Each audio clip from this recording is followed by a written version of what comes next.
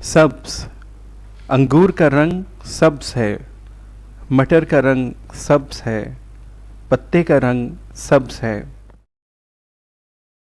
नीला, मछली का रंग नीला है, बादल का रंग नीला है, गुब्बारे का रंग नीला है।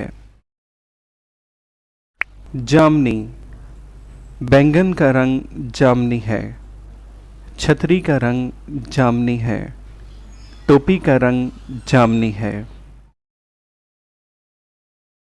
लाल, टमाटर का रंग लाल है, सेब का रंग लाल है, दिल का रंग लाल है।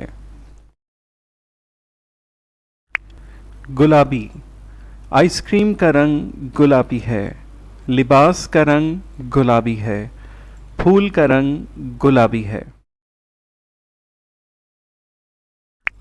भूरा, ऊंट का रंग भूरा है, घोड़े का रंग भूरा है, कुर्सी का रंग भूरा है। नारंगी, कद्दू का रंग नारंगी है, गेंद का रंग नारंगी है, माल्टा का रंग नारंगी है। काला, बिल्ली का रंग काला है, जूते का रंग काला है, चमगादड़ का रंग काला है। पीला, सूरज का रंग पीला है, केले का रंग पीला है, बतख का रंग पीला है।